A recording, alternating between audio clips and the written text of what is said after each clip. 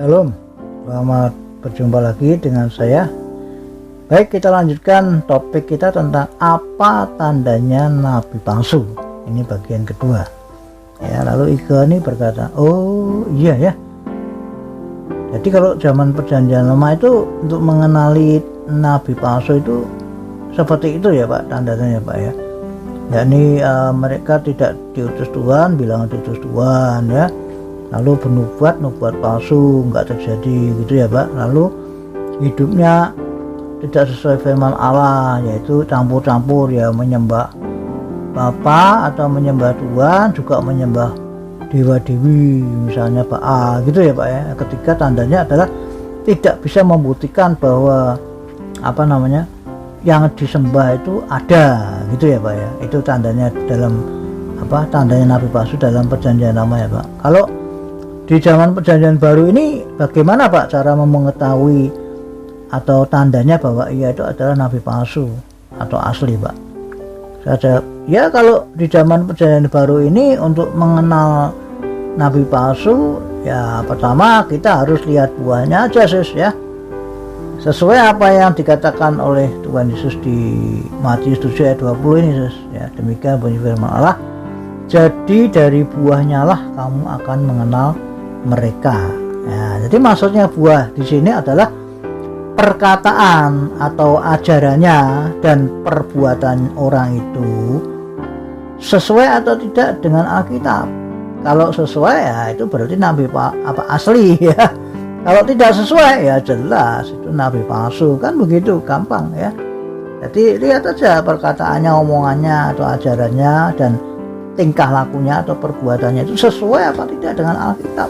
Udah, itu tanda pertama ya. Salah satunya contoh yang paling gampang untuk mengenali tandanya bahwa ia adalah nabi palsu di zaman perjanjian baru ini adalah bila orang itu punya lebih dari satu pasangan hidup atau berpoligami. Nah, itu jelas nabi palsu. Lalu Ike berkata, oh gitu, kenapa orang yang hidup poligami bisa dijadikan salah satu tanda bahwa ia adalah nabi palsu pada zaman ini Pak? Saya jawab, iya, karena ia itu melawan firman Allah di dalam Alkitab ya, gitu sis. Nah, dia kalau melawan firman Allah masa bisa dikatakan nabi? Ya tidak bisa ya. Nah, itu melawan firman Allah di mana? Ada ya, di Roma 7 ayat yang ketiga. Nah, ini orang yang berpoligami di zaman sekarang ini, di zaman perjanjian baru ya, sejak dihitungnya kan sejak zaman Tuhan Yesus ya kan, 2022 tahun yang lalu sampai sekarang ini, dan sampai akan Tuhan Yesus akan datang, itu kan zaman perjanjian baru ini ya. Nah, kalau di masa itu orang punya pasangan hidup lebih dari satu, ya itu dia berzina namanya ya. Sesuai dengan firman 7 ayat 3 ini dikatakan, jadi selama suaminya hidup ia dianggap berzina kalau ia menjadi istri laki-laki lain. Jelas kan? Ini kan firman Allah ini kan berbicara tentang seorang istri ya. Sebaliknya juga kan kalau suami ya. Jadi bisa dikatakan seperti ini. Jadi selama istrinya hidup ya kan begitu ya, ia dianggap berzina kalau ia menjadi suami wanita lain, kan begitu, sama aja kan. Jadi ayat ini kan berlaku untuk suami atau istri, pria atau wanita ya. Nah, terus dilanjutkan, tetapi jika suaminya telah mati, ia bebas dari hukum ya. Artinya kalau sudah mati ya no problem gitu loh, sehingga ia bukanlah berzina kalau ia menjadi istri laki-laki lain atau suami perempuan lain, kan begitu. Jadi intinya kalau orang itu selama hidup di bumi ini punya pasangan lebih dari satu atau poligami padahal pasangannya masih hidup, ya itu nabi palsu, sudah gitu aja. Kenapa ya? Karena melawan firman ini gitu loh. Ya berzina namanya gitu loh. Nah, masa berzina kok nabi, bagaimana ya? Dan orang berzina itu tidak bisa masuk surga ya. Ini bukti ayatnya saya kasih ya. di 1 Korintus 6 ayat 9 sampai 10. Demikian bunyi firman Allah.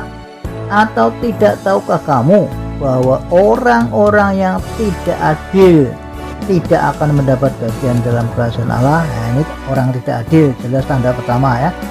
Oh, teruskan, jangan sesat. Nah, ini banyak sekali nih, coba ya dengarkan ya.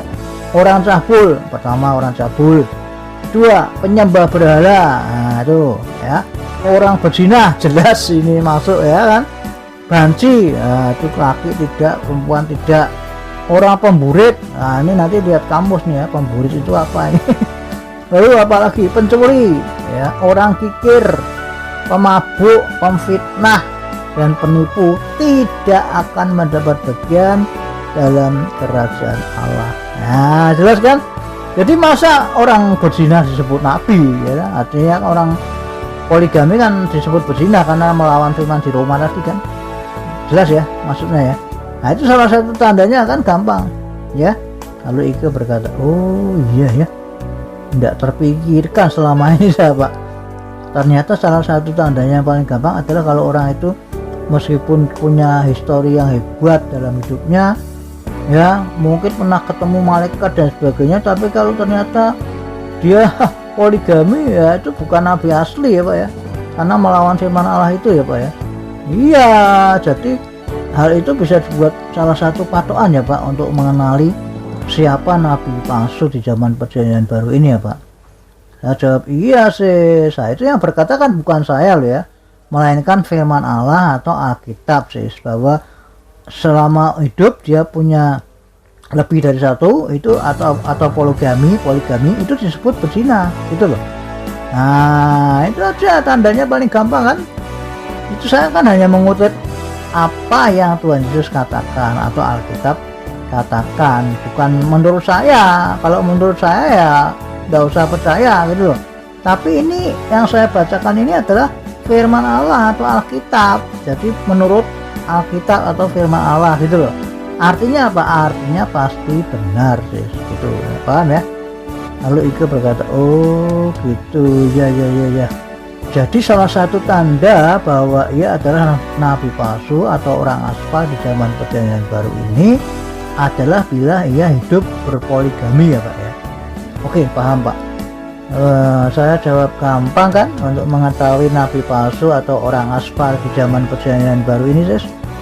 Lalu Ike berkata, iya Pak, pokoknya orang yang hidup poligami ya, tidak peduli agama apapun termasuk Kristen ya Pak ya, maka ia adalah nabi palsu pada orang aspal ya Pak ya. Saya jawab, iya sis ya. Jadi nggak perlu para pengikut nabi palsu itu diladeni, misalkan diajak debat dan sebagainya, nggak perlu, karena sudah jelas pimpinannya adalah orang berzina. Nah, kok diajak debat dan sebagainya, nah buat apa ya, malah para pengikutnya itu emosi dan sebagainya, malah akhirnya jadi keributan ndak karuan ya. Nah itu jelas, karena kenapa ya, karena para pengikutnya kan ndak tahu mereka itu hanya menjadi korban dari agama-agama dan ajaran-ajaran sesat yang diciptakan oleh Sipiot atau iblis melalui orang yang belum bertobat seperti itu gitu loh. Nah jadi tidak perlu diladeni orang-orang semacam itu, kita kan tahu posisinya itu mereka hanya korban saja. Nah jadi bagaimana ya, jadi doakan saja, tidak usah diladeni, tidak usah diajak debat dan sebagainya, tidak usah. Nah, itu malah kita sendiri yang nanti kena, artinya berdosa di hadapan Tuhan. Di samping itu kan nanti akhirnya jadi ribut gitu ya, jelas ya. Baik, nanti kita lanjutkan kepada bagian ketiga. Tuhan Yesus memberkati.